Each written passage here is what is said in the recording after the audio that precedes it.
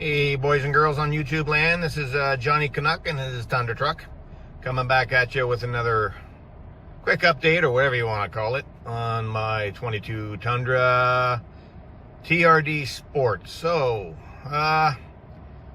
let me tell you about this thing. Now that's kind of broken in, I'd say at 4,200 kilometers.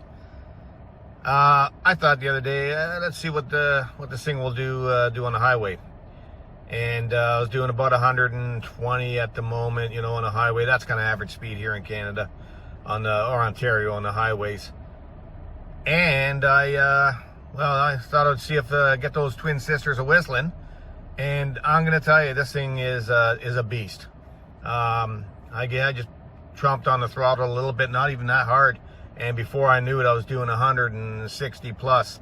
Now that may not sound like much to some, but here in Ontario, if you're caught doing 50 kilometers over the posted speed limit, which is 100, and you get this thing over one, the OPP catches you, they give you, OPP is a police, they will give you not only a ticket, they'll take away your license and your truck for 30 days.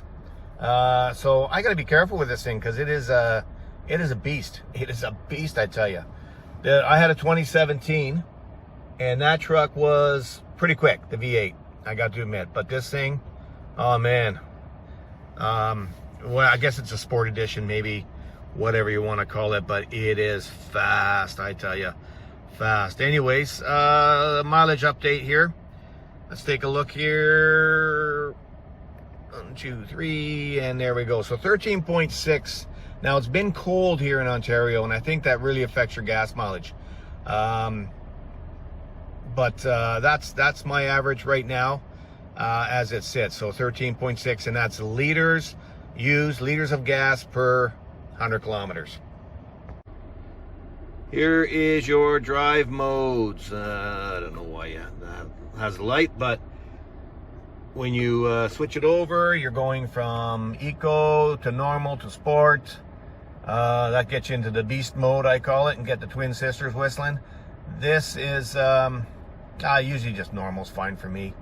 I don't need to be an animal all the time, but this summer, I think once I get the sporty tires back on, I may use this one a little more often. I may use that one a little more often, boys, yeah?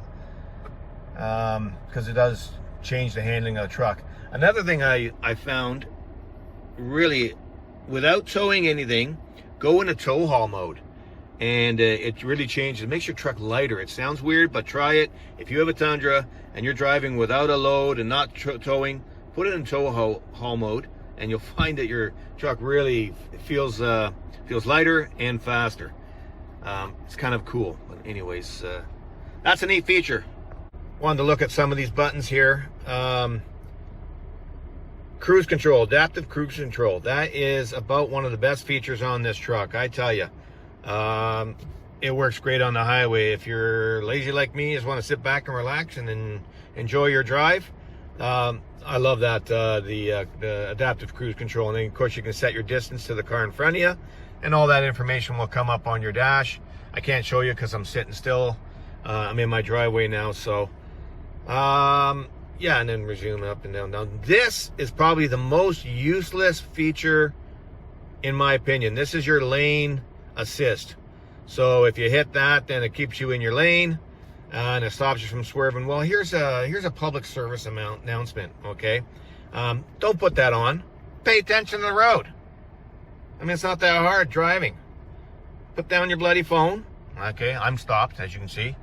Put down your bloody phone and drive. And here's, while we're at it too, see this little thing on this side? If you press that up, it turns on your signal. If you press it down, it turns on your signal. I know people out there don't want to make that reach, because it's, you know, quite a distance, so they don't want to use that feature on their vehicle for some reason. Obviously not Tundra owners, they're smart. So I got the 8-inch screen on this one. I'm pretty happy with it. You know, the bigger screen is kind of neat if that's what you go for. But I'm pretty happy with this one. It integrates really well into the dash, and it works well for me anyways. But maybe I'm old school, whatever. But it's just plain Jane, simple. I don't need a big screen. I think so. If you're if you're thinking about getting a truck and you end up with this 8-inch screen, there's nothing wrong with it. It's perfect. It works fine. You know, my Apple CarPlay and all that stuff. So it works great. I love it.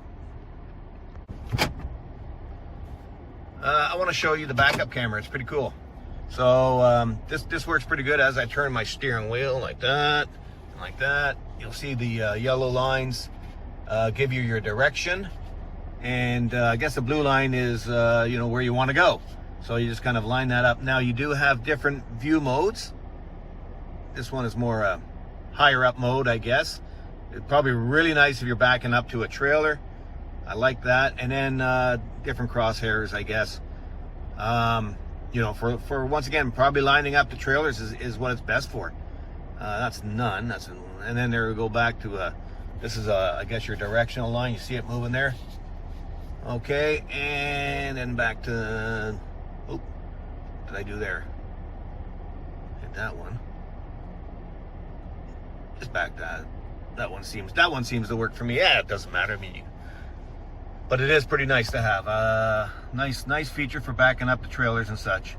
Now there's a disadvantage to the rear camera. You got to wipe it once in a while because it gets dirty. It gets dirty. Look at that. A little bit of that Canadian weather right stuck into that lens.